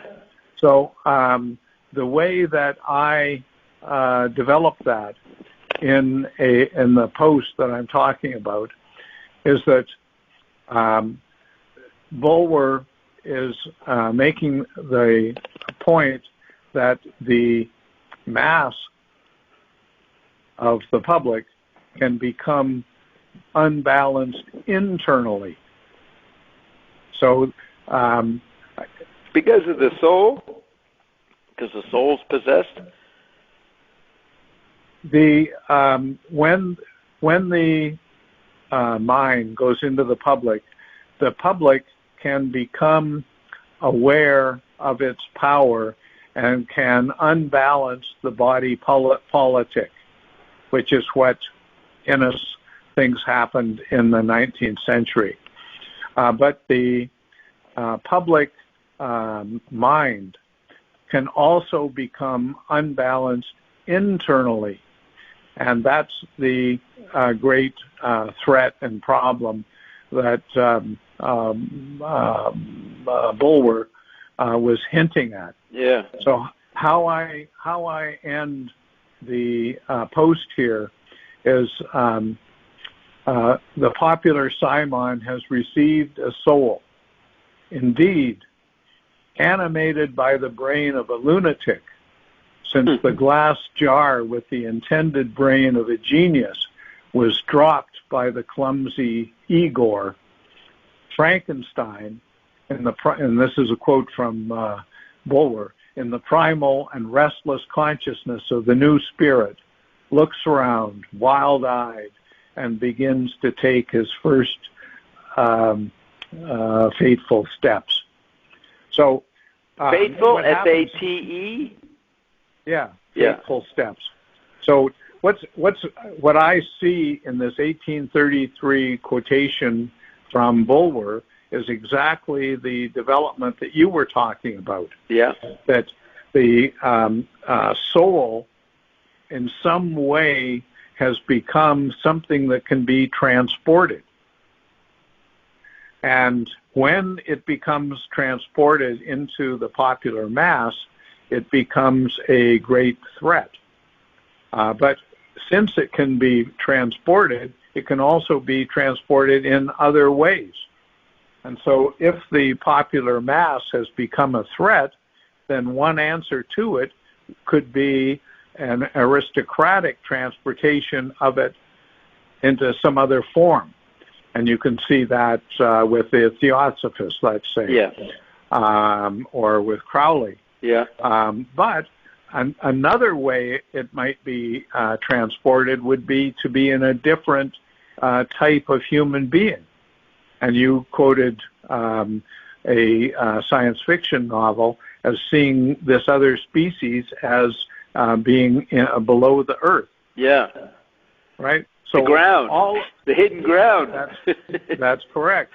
So, and then you tied this in with AI, which is, you could say that what happens with AI is that Frankenstein, Dr. Frankenstein, not Frankenstein the monster, let's say that Dr. Frankenstein sees his monster wandering off with the brain of a lunatic. Yeah. And so he turns around and he sees the broken jar with the brain of the genius that has been all cut up by the glass shards upon the jar being dropped.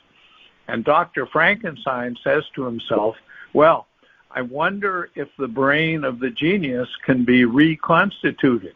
Maybe I can put it back together. Right? And then maybe with the brain of the genius, I don't even need a body. Maybe the brain of the genius can work independently. Right? And so when Mary Shelley sees this Frankenstein possibility in the early 19th century, in a way, you can see it leading on to AI. Yes. Now, this is the McLuhan's interest in Illuminati and conspiracy stuff in the occult, and then he gets out of it with media. This quote brings it back together. This essay carries all these different, the schizoid part of McLuhan. You know, his interest in pagan spirituality or pagan occult stuff while being a Catholic, being superseded, that division being superseded by AI coming in, which McLuhan is talking about too, because he says the cyborg is he starts writing about that in the 60s. So there's if he read this in 1946 when he came to the University of Toronto, he probably never recovered from it. Well, I don't know about that. But remember that at the start of Christian humanism and modern letters, McLuhan says that we've discovered all of these primitive customs, and we've learned that the way to understand primitive people is to understand their language, to sort of get inside their societies, and this achievement of anthropology, which McLuhan learned about in the 1930s because Richards was including essays by Malinowski in his books. Fatty Communion. That's right. That's correct. So McLuhan very early on was aware of the research and the new research into primitive societies and realized how important it was for modern thinking. Yes. And he, at the start of the Christian Humanism lecture, this is 1954, McLuhan says that teachers at universities who deal in these primitive cultures are always amazed that their Catholic students find no problem with the idea of getting into their minds. And then McLuhan goes on to say that's because Catholicism has no reason to fear these things. Catholics don't need to worry about being captured by them. And why is that? That's because in order to be a Catholic, you have to understand more than Catholic experience. You have to understand what human experience is all about, and then you more or less make a choice or find yourself, once you understand the range of human experience, then you understand that in a sense is being Catholic. It's being Katholikos in the Greek meaning, which is universal. So when you bring in the schizoid McLuhan and the McLuhan interest in into magic and into Gnosticism, that is part and parcel of a certain necessity for McLuhan. For McLuhan, you cannot understand one experience without understanding all experience. You can't understand one medium without understanding all media. Yes. Right? There is no such thing for McLuhan as one medium. So when the first words are spoken, there's something in somebody's mind that gets expressed to somebody else's mind. So you have the mind in action, but you also have words, physical words that are expressed. And so you have two media already. And as a matter of fact, when those humans spoke to each other with the first words, they also had some kind of knowledge of hunting or of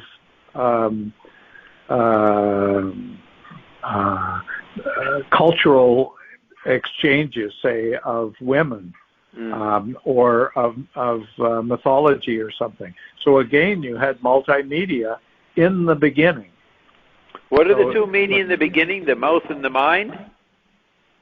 Well, there's the mouth and the mind, but the mouth is living in some sort of group.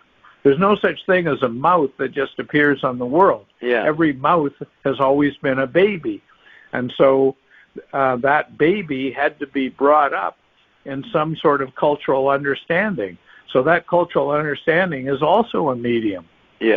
Right? So multimedia are built into the human experience for McLuhan. But it's only with the electronic multimedia that humans can understand that multimedia that's always been going on. And that's why he says language is tactility. It carries all the senses. It's not oral, it's tactile. Correct. So that includes. So multimedia and multisensuous are interestingly correlated for McLuhan. So that's quite a discovery, that quote and that essay, and then the role of Bulwer is starting what is now a major popular theme. I mean, they say the internet got the populace into conspiracy. That's the history that comes from Bulwer Lytton. He's one of the originators of it. Correct. So it's a history. I mean, there's many different things that flow into the 20th century, but this 19th century English journalism, popular fiction angle is very important. Right. Here's the journalist's final paragraph. So he says, and as yet And yet, as ever with powerful conspiracy theories, remember, conspiracy theories is a political issue now. They divide the people between the vaccinated and the anti-vaxxers, who are conspiracy theorists. So and it has a very great deal to do with your book. Yes, yeah. Right? It has to do with what your book is about. What is the significance of Trump in the very broad sense of significance? That's right. I say he's a shaman. He's the first shaman in politics, or in the White House. What does he represent in modern American history? Yeah. Right. What can be read in the rise and achievement and fall of Trump? Well, he's back on top. You should hear him being interviewed this week about Biden and Afghanistan. He's back in his power. Could be like the waves of the sea, where the rise and the fall and the rise of the fall. Yeah. Oh, he's having a field day calling. He says Biden was a mistake when he got born. That's what he said today. He's really, heightening up the insult talent he has. Okay, so it says here, and yet, as ever with powerful conspiracy theories, there is a grain of truth in the stories. Some progressive thinkers like H.G. Wells or Julian Huxley really did dream of one world government and one world religion, and of a global population controlled and sometimes culled by an international scientific elite. Sometimes they really did talk about themselves as a breed apart, practically a different species to the moronic masses. But this was as a deluded, grandiose fantasy as much as any paranoid conspiracy theory. They were not in control. In fact, Julian Huxley, who briefly rose to be director of UNESCO, was a neurotic who was repeatedly sectioned for bipolar episodes. I guess quarantine, sectioned for bipolar episodes. And as for mind control and satanic rituals, that was part of the paranoid outsiders' fevered imaginations. They were staring through the fence, trying to guess what the insiders were doing. They got some things right and some things way off. The idea of an all-powerful, demon-worshipping, think of Pizzagate, all-powerful, demon-worshipping, superhuman elite controlling the world is an illusion, praised the journalist. On the other hand, the fact that some people have much more power and money than others and use that power to define others as lesser humans, then treat them as disposable raw material for their own fantasies, unfortunately, that is often all too true. So we come back to the paradox, the cul-de-sac. Right. So we, remember that when Bulwer Lytton, or Lytton Bulwer, whatever the guy's name was, when he was writing this stuff, this was 1833. And you know what's happening in that year? When the ultimate conspiracy is beginning. The Skull and Bones starts in Germany in 1832. Oh, yeah? Interesting. So then, but in 1817 was when Mary Shelley published Frankenstein. Right. So the idea that mind is transposable and can have great power, you can see in this time, in the early 19th century, this idea can go in two very different directions. It can go in the direction of the mass becoming a kind of intoxicated, unstoppable power. And so that you can see as the Nazi army being one intoxicated mind going out to sort of conquer the whole world. And then on the other side, you have the transposable mind as leading to the transhuman, to something that's more than human. And both of these ideas are alive in early 19th century England, and the question is posed at the time, how are we going to cure ourselves from these two satanic monsters that modern civilization is giving birth to? Okay, 2 points. First, the article ends by saying, read a book called Breaking Open, subtitled Finding a Way Through Spiritual Emergency. And this is a guide to navigating our collective spiritual cul-de-sac. It actually says crisis, for a guide to navigating our collective spiritual crisis. Now, what's ironic is I spend 20 hours on the weekend propagating my team as the new elite. This is autobiography, for fuck's sake. Really, this is crazy. I've got to get my secret team to read this essay and then get that quote. So you got to. What is the title of your article that you quote this quote in? What is your McLuhan Scientist item? Yeah, so I'll send you a link, but it's just called McLuhan Reads Innes's Political Economy in Modern State 1. And basically what I'm going to do is I'm going to go through all of the essays in Innes's 1946 book and show how many of the themes that McLuhan later writes about are already there. Yes. And remember, we only I only read a couple of them.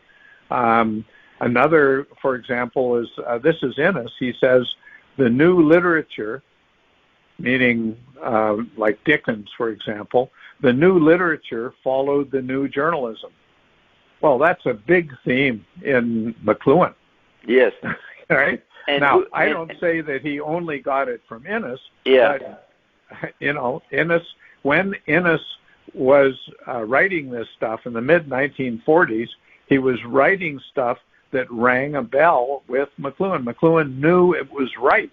Yes, and he knew he could use it to complete, and no one else knew about it. He was the only one who knew, so he was an expert on Innes.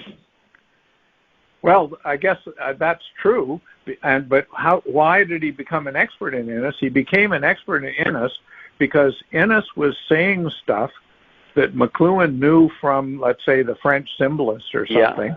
Yeah. Like the new literature followed the new journalism. That's right out of the history of the second half of the 19th century French literature. Or where he says London was like a newspaper. He was reading the same thing in Mallarmé, let's say. Yeah. So he sees things in Innes that rings a bell, and that says to him, well, maybe there's things in Innes that I have to learn. Yeah. Because I know that he's a very smart guy. So that then leads him on to Innes on communication, Innes on the need for balance. That's what McLuhan becomes all about, right? Yeah. What is the role of communication?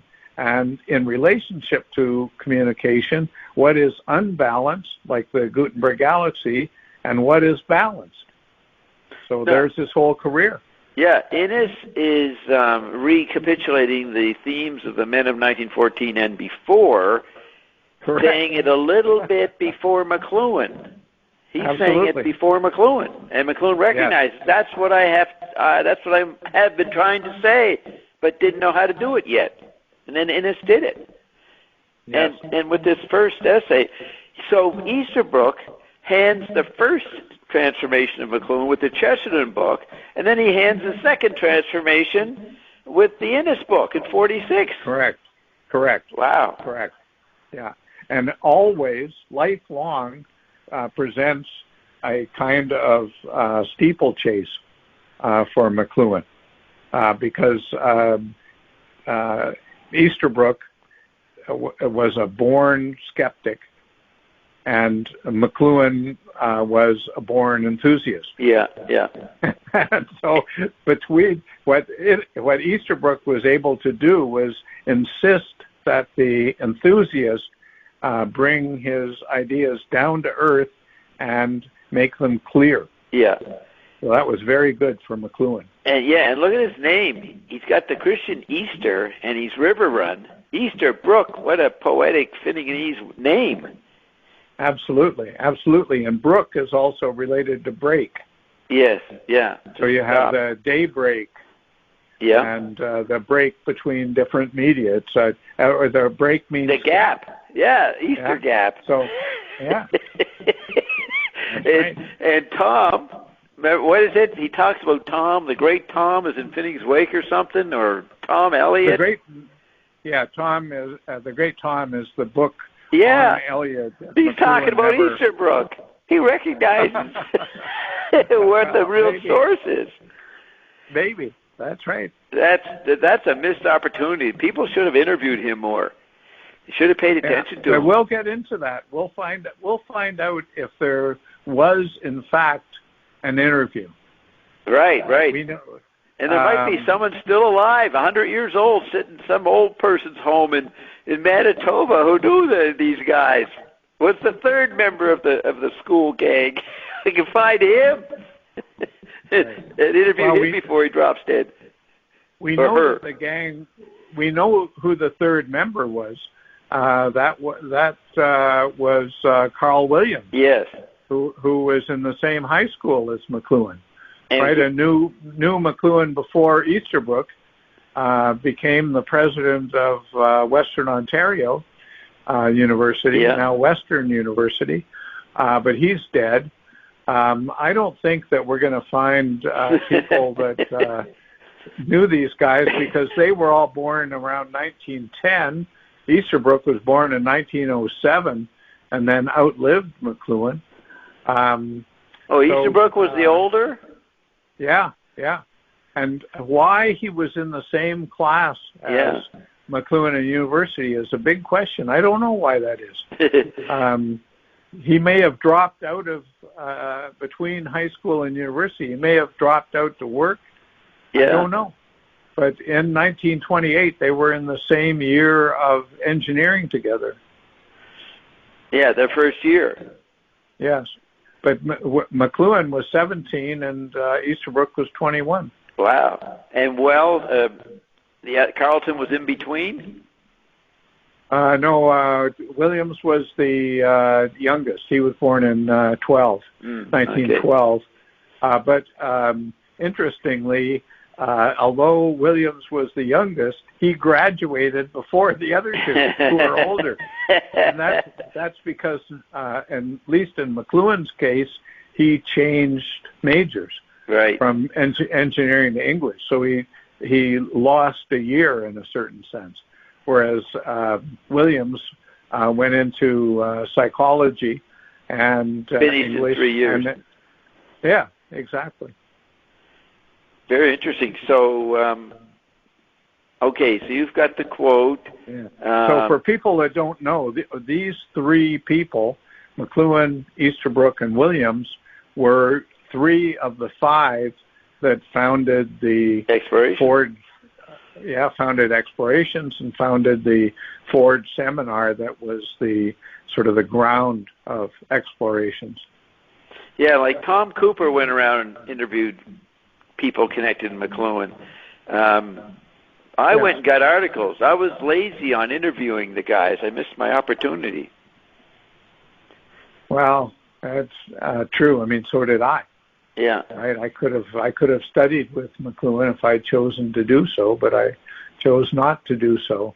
And at that time, Easterbrook was still alive, and I believe he was still the chairman of the political economy department. Yeah. What's poignant is the end of Carpenter's. We were the first to break into the Silent Sea article for Robert Fulford, which then is the appendix for Thiel's book. He ends with they're at McLuhan's funeral. Carpenter, Easterbrook, maybe one or two other guys, and they're all bemoaning how they'd been cut off from McLuhan in the last 10 years by the kids. They're wishing they had spent more time with them, or they missed the last 10 years of McLuhan. Right. And that's Easterbrook is there. He got cut off too. Yeah. That's right. I think they all felt that they didn't understand McLuhan anymore. Yeah. And they would have liked to hang out with him, try to catch up to him, try to figure out what he was on about. Because, but of course, this is what people always say at funerals. Yeah. So there's a little bit of cliche action going on here. Yeah, but Easterbrook said that he later, I think it's in that thing or somewhere, he later read Take Today. At first he didn't get it, but then he read it years later, and he said, wow, this is important in economics. He had a new appreciation of Take Today. You ever seen that quote? Does that sound familiar? Yeah, no, that was said somewhere. I don't know where right now. Maybe it's said in that article.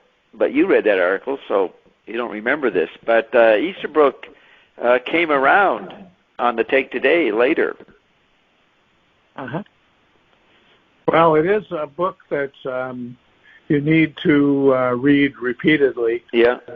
That's actually one of the things that I took from our one meeting in New York. You talked about Take Today appreciably in a way that I didn't recognize. And so I went back and I read Take Today again, and I said to myself, well, Bob was right about that. Great. Yeah, the last page where he talks about making the news becomes making the world, and the Burroughs review where he talks the artist becomes a pharaoh, making the world like the pharaoh. He called it Egyptian. That comes back to this quote: the super elite making the world. Well, 46. I'm not sure I would agree with that, but. That's one reading of it. I would prefer to go to the other quote that Innes cites from Bulwer in the same book. There's 1833. I read it earlier. At present, the English, instead of finding politics in the stage, find their stage in politics. So he already saw the global theater. Yeah. Right? What he's saying there is that politics is not something that becomes a model for the stage. Instead, the stage is the model for politics. Yeah. All the world's a stage. All the stage is a world. That's right. How McLuhan flips it. Correct. Yeah. But then he's an early science fiction guy. I remember reading this conspiracy newsletter in the 80s, and they were going on about Bulwer Lytton, and I didn't know who he was or anything. But now has new prominence, and Innes is looking at this guy. Absolutely. Has read a lot of him. Yeah. And then Lewis is in there. Lewis is aware of these dilemmas or these mergings. And Innes is influenced by Lewis, though you don't agree, but he is. There is that biography goes into Lewis. Maybe he got that from McLuhan's articles. You kind of lost me there. Lewis was influenced by who? No, Lewis was well aware of these problems of the satanic Illuminati running British society. That's what Apes of God is about. Yeah, so sure. So he's very aware not only of Wells and all those people, but he's also aware of the literature of the 19th century. Yeah. And so he's aware of exactly these developments that Innes is writing about. So it's not, McLuhan doesn't get them only from Innes. He gets them from his own research, his Lewis, sort of his own research, and then in Lewis, he gets them in a certain way from Richards. He gets the negative view from Richards, right? For Richards, the 19th century literature is just unconscious of itself. Yeah. And what happens with the 20th century is people like Eliot are actually conscious of what they're doing, and that leads them to understand language in a new way. Right. So the telegraph is influencing the eye-ear thing. And, if it was in the 1797, it comes back in a new way because of the telegraph. And, right. And that's the content. The body becomes the content of the first discarnate expression of the telegraph. And, you have the famous British Prime Minister saying, that the people who run the world are not known by the public. He's one of the first people of that conspiracy theorist cite. And he's the same time as Bulwer. It's either Disraeli or Gladstone. I think it's Disraeli says it. So the implosion of the telegraph is, people are starting to see a satanic Antichrist kind of character can take over the planet. Correct. That's why I was bringing Frankenstein into connection with the Bulwer-Lytton quote. Everybody saw that something had come alive. Yeah. This was people looked at the French Revolution, and they realized that here was a power that could sweep aside the church, sweep aside the king, sweep aside the aristocrats, and take over for itself. Yeah. But it was a power that really didn't know what it was doing. It was just destructive. And so then people had this. And then it merged with, and the people felt it as a discarnate emotion of multitude. Yeah, but it was already merged with the public in the French Revolution. Yeah. The French Revolution was that merger. Yeah. And then it had a new factor. You could say that the people were different before the telegraph as after the telegraph. They were changed again. Each electric medium did that. What was said about the Gutenberg, every telegraph, movies, radio, TV, satellites, they changed people from before to after. So you have the McLuhan was constantly talking about how we need to use previous media revolutions as the model for what we need now. Yeah. So people would say, how can you be optimistic in the face of all of this terrible stuff that's going on? And McLuhan would say, because humans are capable of a revolution. Yeah. And we can see that revolution in Greece in 400 BC. We can see it in Gutenberg, and we can see it beginning with the telegraph, which is what you're talking about. Yeah. And the tech body, remember how the world became obsessed with Trump? He was expressing some demonic thing for many people. He had hijacked the process. Yeah. Yeah, absolutely. Amazing. So, excellent. Yeah. So, we should probably draw a line under it here, but this is obviously a very important part of your book. Yeah. And a very important topic in McLuhan, and a very important topic in, sort of where we're at. Yeah. So that was, why did we get into Innes, and you quoting that 46? How did we stumble from the Baudrillard to there? Oh, the eye-ear.